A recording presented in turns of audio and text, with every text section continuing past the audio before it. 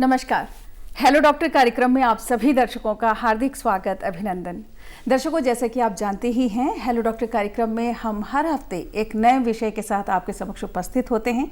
कोशिश करते हैं कि उस विषय में हम विस्तृत रूप से स्टूडियो में बैठकर चर्चा करें, जिससे कि घर बैठे हम आपको ज़्यादा से ज़्यादा जानकारी दे सकें। आप ये भी जानते हैं कि हेलो डॉक्टर कार्यक्रम सजीव प्रसारित होता है, फ़ोन इन पर आधारित होता है। इसका मतलब ये कि विषय से संबंधित आप भी अपने प्रश्नों को हम तक, हमारे विशेषज्ञ तक पहुंचा सकते हैं हमारे स्टूडियोज़ के नंबर के माध्यम से। तो सबसे पहले हम आपको बता दें, आज जो विषय हम आपके समक्ष लेकर आए हैं वो है तपेदिक, जिसे हम टीबी, ट्यूबरक्लोसिस या यक्ष्मा, क्षय रोग भी के नाम से भी जानते हैं। बहुत सारे नाम हैं, लेकिन ज़्यादातर लोग टीबी के नाम से जानते हैं या तपेदिक के नाम से। तो ये क्या है, कितना सरल है इसका इलाज, बहुत सारी बातचीत आज हम इसी विषय में करने वाले हैं। इसी विषय पर अगर आप कुछ पूछना चाहते हैं तो जल्दी से हमारे कार्यक्रम का नंबर नोट कर लीजिए। हमारे स्टूडियोज़ के नंबर हैं 7579428028, दूसरा नंबर है 7579428047। नंबर्स लिख लिए हैं तो आप मिला लीजिए। 7579428028, दूसरा नंबर है 7579428047। विषय से संबंधित अगर आप प्रश्न करेंगे तो हम आपके प्रश्न को अपने कार्यक्रम में शामिल करेंगे। और हर बार एक रिक्वेस्ट मैं आप लोगों से करती हूँ, वो ये कि जैसे ही आपकी कॉल कनेक्ट हो जाती है, हमसे बातचीत आपकी शुरू हो जाती है, तो सबसे पहले आप अपना नाम बताइए, अपने शहर का नाम बताइए, उसके बाद आप अपना प्रश्न कीजिए और अपनी टीवी का जो वॉल्यूम है उसको कम कर दीजिए। उत्तर सुनने के लिए आप अपनी टीवी में अपने उत्तर को आप सुन सकते हैं।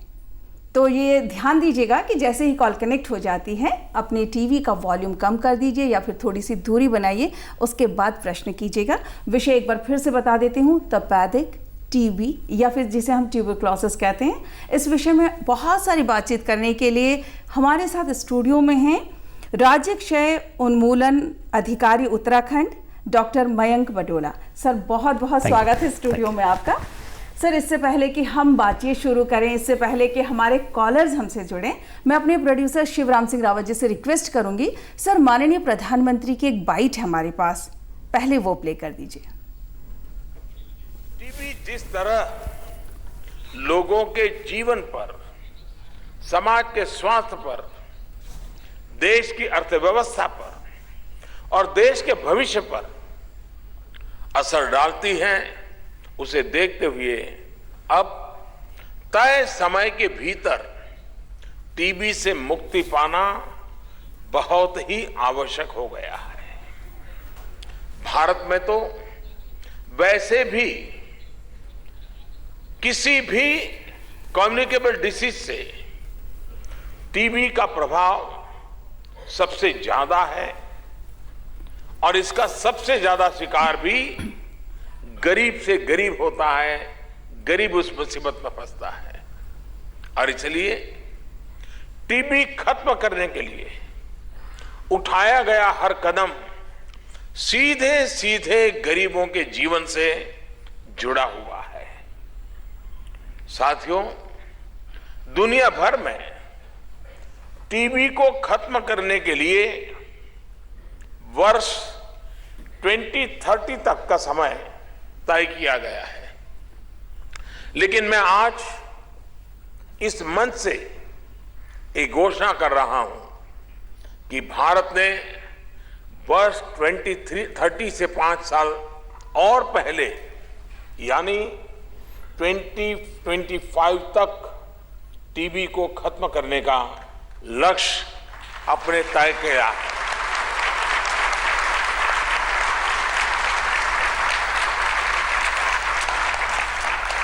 हमारी सरकार एक नई अप्रोच, नई रणनीति के साथ भारत से टीबी समाप्त करने के मिशन से जुट गई है।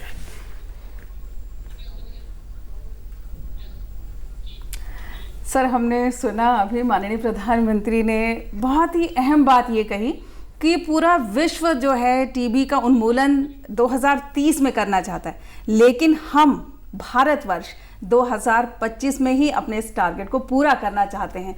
सर, आप उन्मूलन अधिकारी हैं, राज्य क्षय नियंत्रण अधिकारी कहें, उन्मूलन अधिकारी हैं, आपके लिए तो और ज़्यादा ये हो गया 2030 से 5 साल और पहले।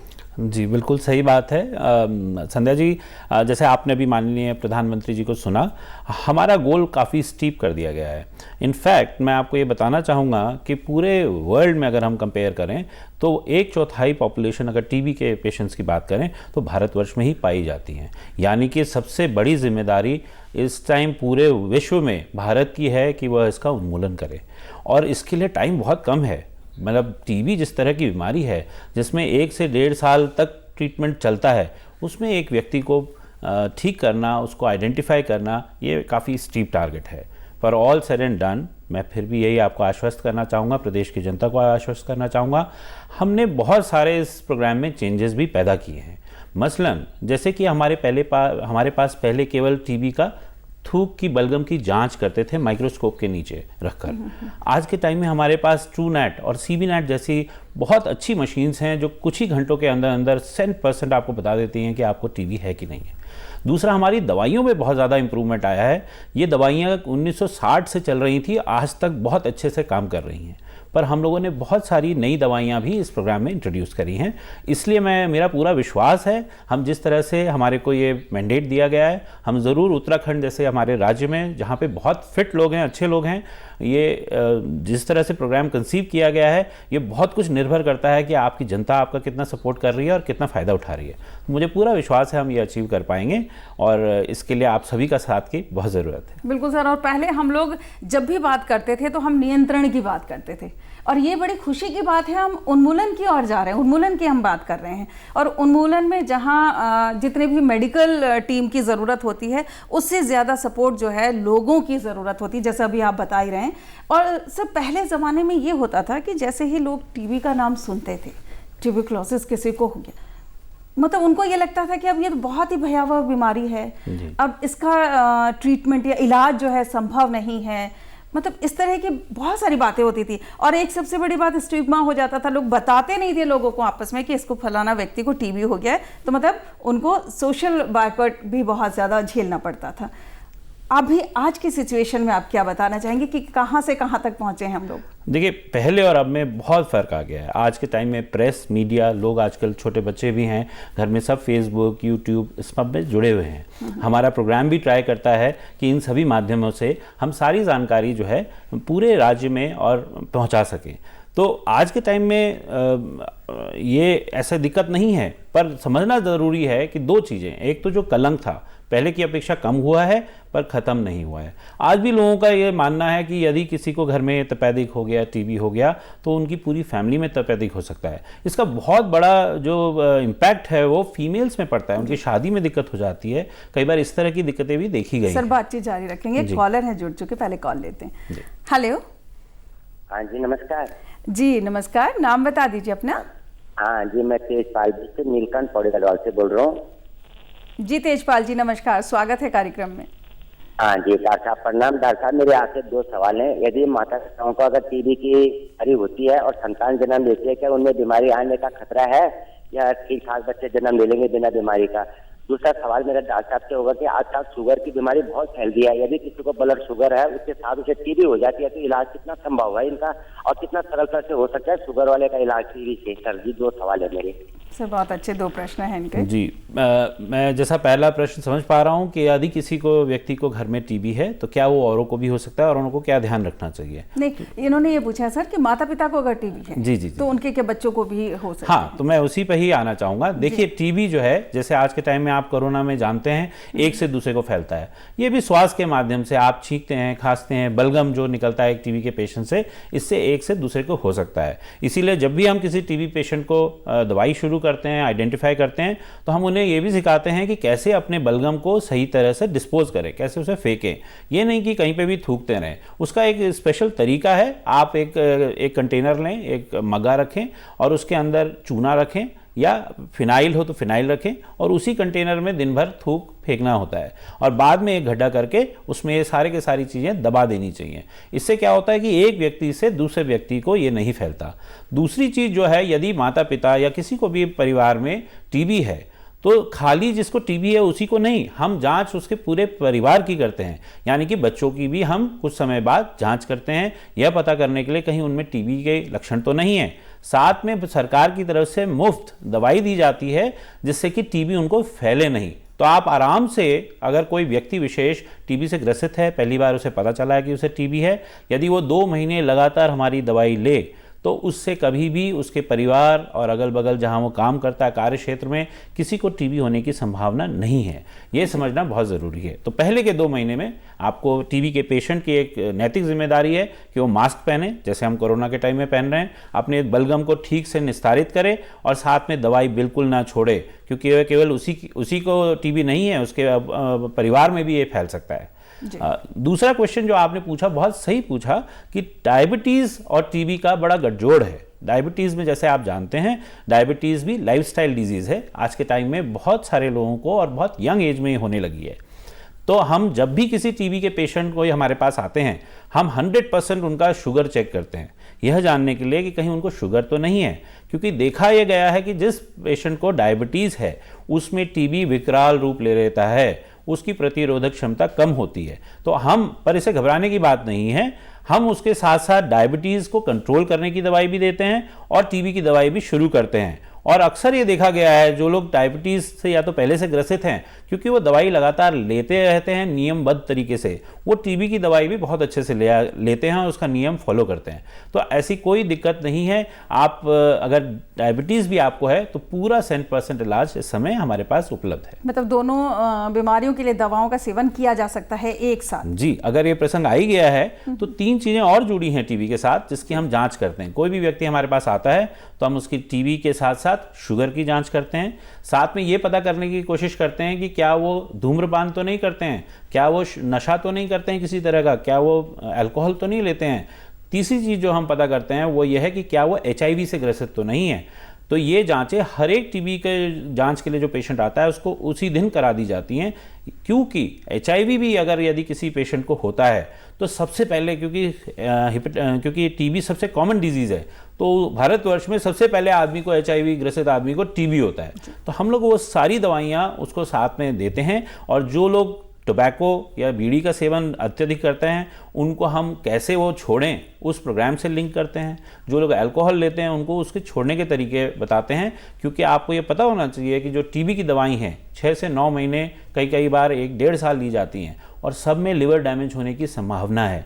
इसलिए जो व्यक्ति अगर अल्कोहल लेता है उसका लिवर तो पहले ही डैमेज होता है, उसके लिए तो वो विष की तरह काम करेगा, तो तुरंत उसको छोड़ना चाहिए। यही हमारा आशय है और ये हम सारी चीज़ों की जांच एक ही बार में कर देते हैं। सर, ये तो हम आगे पहुंच गए। मैं आपसे ये जानना चाहूँगी, किसी व्यक्ति को टीबी है कैसे पता चलेगा, क्या सिम्टम्स होंगे? देखिए, बहुत सिंपल सादे सिम्टम्स हैं। अगर आपका वजन लगातार गिर रहा है, आपको साथ में खांसी है और हल्का बुखार शाम के समय आता है और कभी कभी बलगम या बलगम के साथ खून निकलता है, तो ऐसी कंडीशंस में आपको डेफिनेटली अपने नियरेस्ट हेल्थ ऑफिसर के पास जाना चाहिए। जो भी आपकी PHC पास में है, CHC पास में है। आजकल हमने हेल्थ एंड वेलनेस सेंटर में जो हमारी जो ट्रेंड स्टाफ वहाँ पे मौजूद हैं वो सारे के सारे केपेबल हैं कि वो उसका डिटेक्शन कर सके। और सिंपली अपना बलगम देना होता है। 2 डिब्बे आपको दी जाएंगी, आपने अपना बलगम देना है। ज़रूरत पड़ी तो डॉक्टर साहब जो हैं आपकी खून की जांच करेंगे HIV और डायबिटीज़ के बारे में पता करने के लिए, और साथ में एक एक्सरे चेस्ट भी ले सकते हैं, आपकी छाती का एक एक्सरे लिया जाएगा जी। इन सब की जब जांच पूरी हो जाती है तो हम एक निर्णय लेने के समर्थ हो जाते हैं कि क्या इनको टीबी है। मैं एक चीज़ और भी बताना चाहूँगा, क्योंकि टीबी खाली फेफड़ों की बीमारी नहीं है। टीबी हमारे प्रत्येक अंग को अफेक्ट करती है, सिर से लेके पैर तक हर जगह टीबी पाया जा सकता है। पर क्योंकि सबसे ज़्यादा कॉमन टीबी फेफड़ों का होता है और ये प्रोग्राम इसी टीबी को उन्मूलन करने के लिए बनाया गया है, हम लोगों का पूरा फोकस इसी में रहता है। तो आपको सबको ध्यान रखना है कि खाली ये लक्षणों को और इनकी जांचें कराएंगे, आपको पता चल जाएगा आपको टीबी है कि नहीं। बिल्कुल सर, बहुत पहले से हम लोग एक टीवी में स्लोगन देखते आए हैं कि अगर आपको 2 हफ्ते से ज़्यादा खांसी है तो आपको अपनी टीबी की जांच करवा लेनी चाहिए। एक सिंपल सा बलगम की जांच होती है जिससे ये पता चल जाता है कि आपके जो है लंग्स में किसी भी तरह का कोई संक्रमण है या नहीं है, और ख़ास तौर पर टीबी का। सर, जैसे हमारे आगे बहुत सारी दवाइयाँ आपने रखी हैं, इसके ऊपर मैं बाद में जाऊँगी, लेकिन आपने कहा कि टीबी सिर्फ लंग्स की बीमारी नहीं है। अन्य मतलब बॉडी में, हमारे शरीर में जितने भी ऑर्गन्स हैं वहाँ पर भी जाके। महिलाओं की अगर मैं बात करती हूँ, अभी हाल ही में मैंने कहीं पढ़ा था कि आज हमारे देश में महिलाओं में जो गर्भावस्था के दौरान जो डिटेक्ट होता है वो बहुत ज़्यादा बढ़ रहा है टीबी। क्या वजह है? देखिए, जो फेफड़ों से फैलने वाला टीबी है वो तो एक व्यक्ति से दूसरे व्यक्ति विशेष में जा सकता है, पर जहाँ तक और ऑर्गन्स के इन्वॉल्व होने की बात है उसमें कोई खास कारण देखा नहीं गया है। पर यह बात आपकी बिल्कुल सही है कि महिलाओं में खासतौर पे बांझपन का एक प्रमुख कारण टीबी है। जो फैलोपियन ट्यूब्स होती हैं वो बंद हो जाती हैं टीबी होने की वजह से, और कई बार बच्चे होने में इसमें दिक्कत होती है। तो हमेशा आप कभी भी गायनेकोलॉजिस्ट के पास जाएंगे तो वो आपकी टीबी की भी जांच करेंगे। उसमें एक सैंपल लिया जाता है और सीबी नेट और ट्रू नेट हमारे पास जो मशीन है उनके द्वारा हम एग्जामिन करके बता सकते हैं।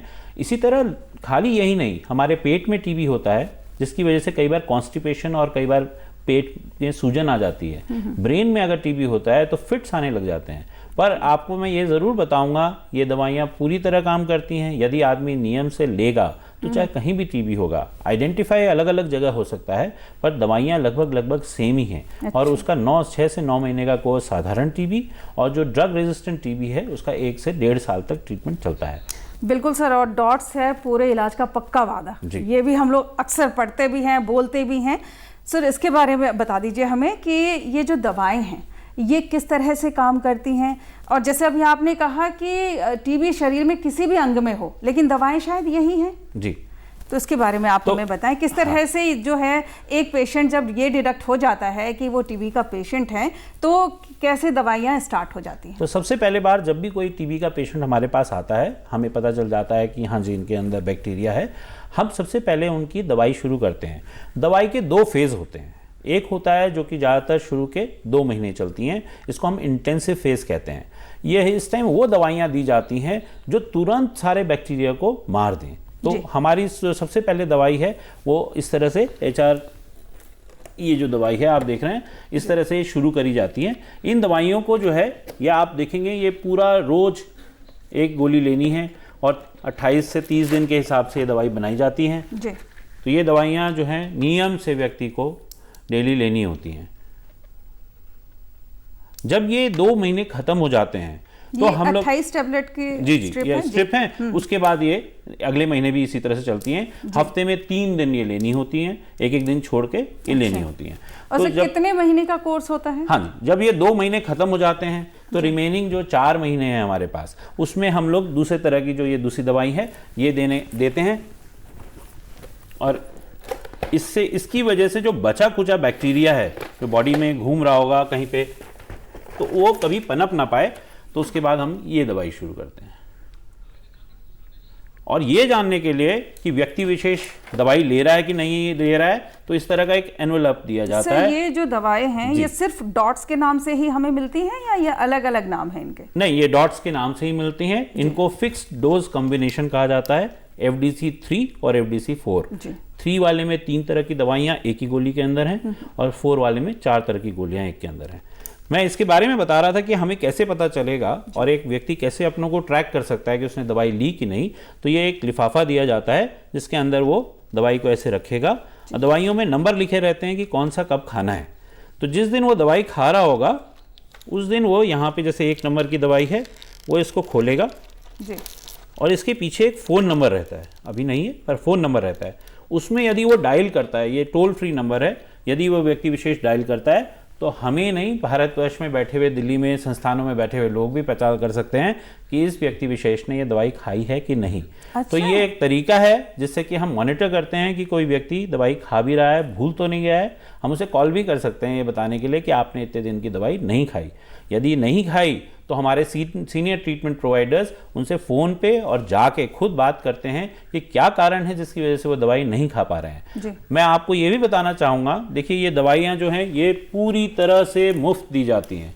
जितना डायग्नोसिस, जितना हम लोग इसकी शुगर की जांच कर रहे हैं, एक्सरे कर रहे हैं, हर एक प्रत्येक टीबी के व्यक्ति के लिए संपूर्ण फ्री हैं।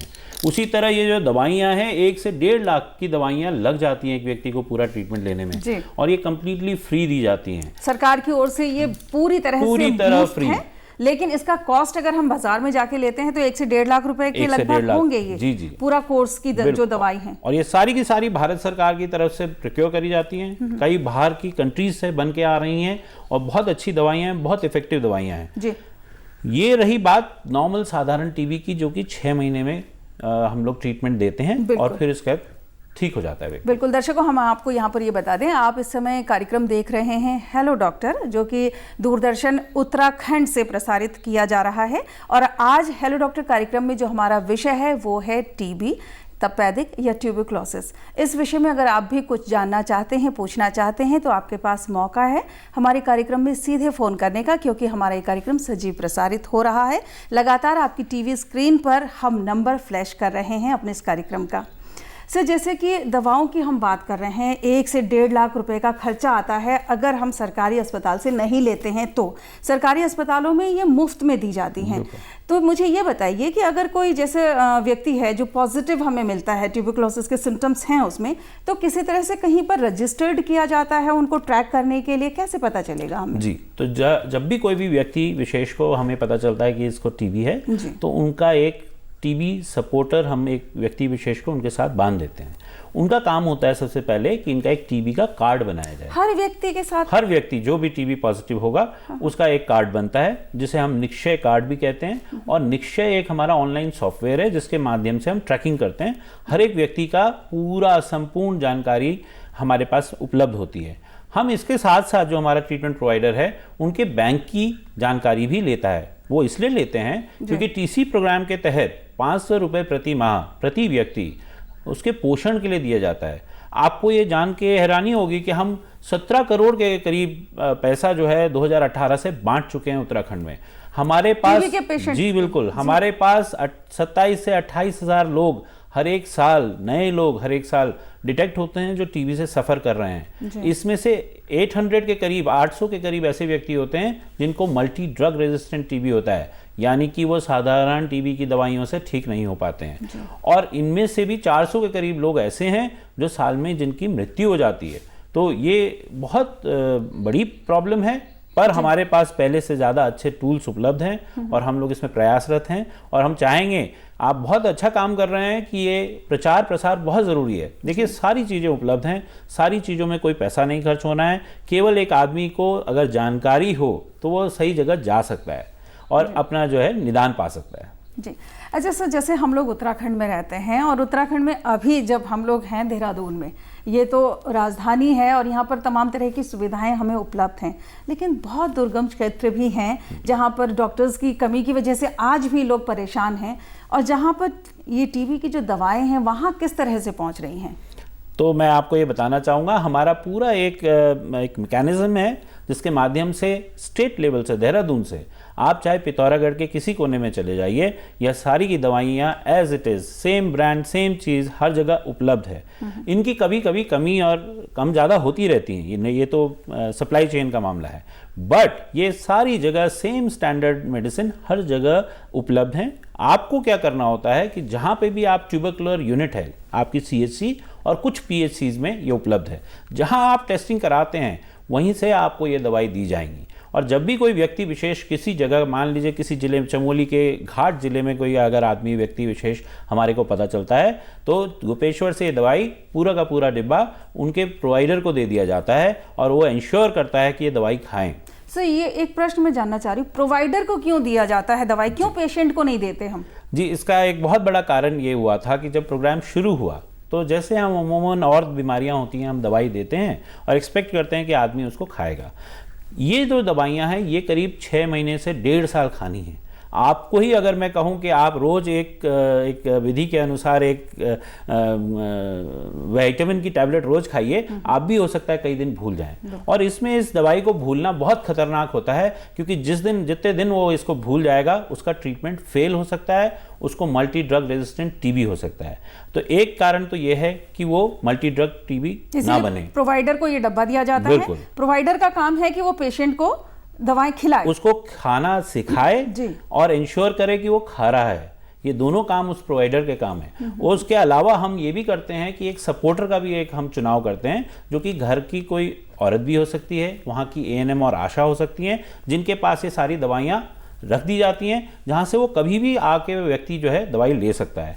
दूसरा कारण, एक प्रमुख कारण ये है कि 2 महीने बाद जब आप दवाई लेते रहते हैं, 2 महीने के बाद आदमी के लक्षण बिल्कुल ख़त्म हो जाते हैं, क्योंकि हमारा इंटेंसिव फेज खत्म होता है, तो बहुत अच्छा उसको रिस्पांस मिलता है। और अक्सर आदमी ये सोचता है कि मेरे को 6 महीने के लिए क्यों दी जा रही है, और वो छोड़ देता है। जब मैं 2 महीने में ठीक हो रहा हूं, जब मैं 2 महीने में खांसी ठीक हो गई तो बोले मेरे को 6 महीने क्यों खानी है, और वो छोड़ देता है। और यही एक प्रमुख कारण है जिसकी वजह से उसे दोबारा टीबी हो जाता है। तो हमारा एक प्रमुख कारण ट्रीटमेंट सपोर्टर को रखने का ये है कि वो कभी भी अपनी दवाई छोड़े ना।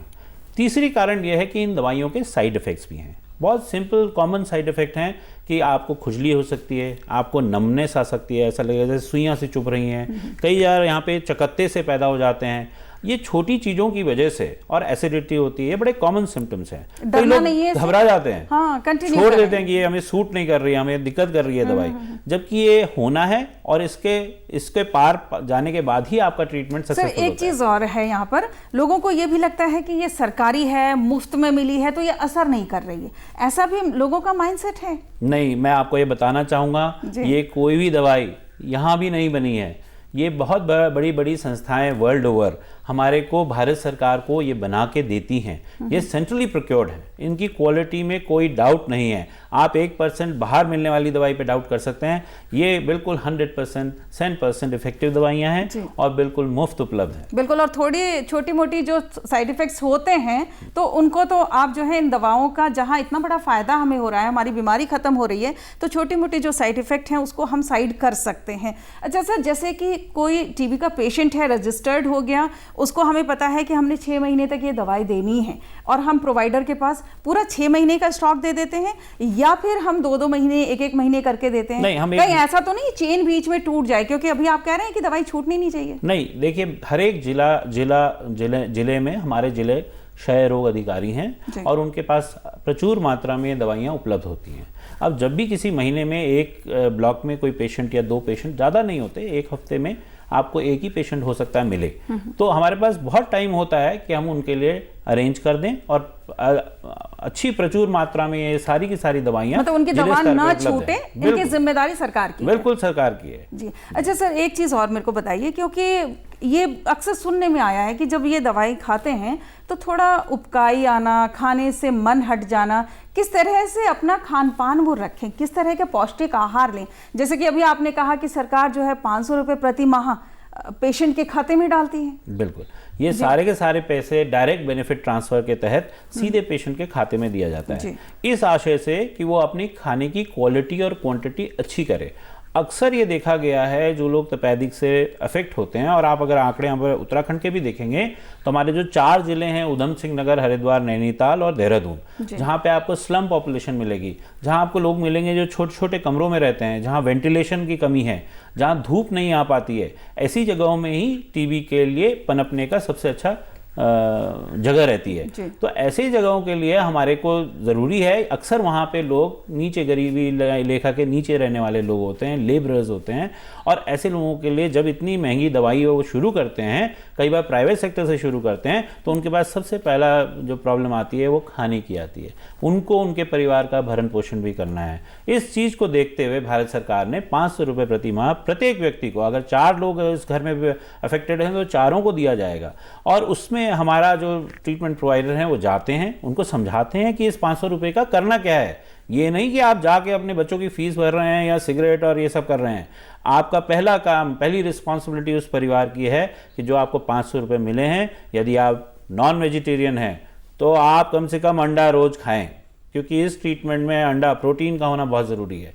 अगर आप वेजिटेरियन हैं तो अच्छी प्रचुर मात्रा में दाल खाएं। 1 कटोरी खाते थे तो 2 कटोरी खाइए, रोटी ज़रूर खाइए बशर्ते के चावल के, और पनीर और दूध ले सके तो उससे अच्छा कुछ नहीं। मतलब सब कुछ मिला के हम ये कह सकते हैं कि पौष्टिक आहार का सेवन करना बहुत ज़रूरी है इन दवाओं के साथ साथ, और दवाओं को छोड़ना नहीं है। जहां आपने लापरवाही की तो टीबी, जो आपको ऐसा लगता है कि 2 महीने की दवाओं के सेवन के बाद ठीक हो रहा है, तो ये जो है आगे चलकर दोबारा से टीबी हो सकती है। सर, चलने से पहले मैं संक्षिप्त में एक उत्तर देना चाहूँगी जो मेरे अंदर बहुत देर से आ रहा है, कि प्रश्न ये कि जैसे कोई प्राइवेट में चला गया है, स्टार्टिंग में नहीं पता उसको टीबी है, लेकिन वहाँ जाके डिटेक्ट हुआ कि टीबी है, वहाँ जाके उसने दवाई जब लेनी शुरू की तो वो बहुत महंगी है, वो सरकारी में स्विच ओवर कर सकते हैं क्या? बिल्कुल, पूरी तरह। मैं ये भी बताना चाहूँगा कि बहुत सारे प्राइवेट प्रैक्टिशनर्स ऐसे हैं जो इस प्रोग्राम के साथ पूरी तरह जुड़े हैं। अच्छा। उनकी पहली रिस्पॉन्सिबिलिटी ये है कि टीबी आज के टाइम में नोटिफाइड डिजीज है। यदि उनके पास कोई टीबी का पेशेंट आता है, उन्हें सरकार को तुरंत बताना है कि इस पेशेंट की मैं दवाई शुरू कर रहा हूँ, और वो बताते हैं ऑनलाइन माध्यम से, और जैसे ही वो हमें बताते हैं हम उनके अकाउंट में 500 रुपये प्रति माह देने लग जाते हैं। बिल्कुल सर, एक लाइन में क्या सलाह देना चाहेंगे टीबी के पेशेंट को दवाओं के लिए, एक लाइन में सिर्फ? मैं ये कहूँगा, देखिए ये सारी दवाइयाँ आप ही लोगों के लिए बनी हैं, पूरी तरह मुफ्त हैं, इसका फ़ायदा उठाइए और इसको जो है शिद्दत से जितने टाइम आपको बताया गया है आपके डॉक्टर के द्वारा उसे लें। बिल्कुल सर, आप स्टूडियो में आए, बहुत अच्छी जानकारी दी। समय कम है हमारे पास, समय सीमा में बंधे हैं, इसलिए आज की चर्चा को यहीं पर विराम देंगे। स्टूडियो में आने के लिए बहुत बहुत धन्यवाद। Thank you, thanks a lot. दर्शकों, हमें उम्मीद है आज का जो हमारा ये कार्यक्रम था ये आपको ज़रूर पसंद आया होगा। कैसा लगा, फीडबैक अगर आप हमें देना चाहें तो जल्दी से हमारे कार्यक्रम का पता नोट कर लीजिए। हमारे कार्यक्रम का पता है हेलो डॉक्टर कार्यक्रम, दूरदर्शन केंद्र, हरिद्वार बाईपास रोड, निकट रिस्पना पुल, देहरादून, उत्तराखंड।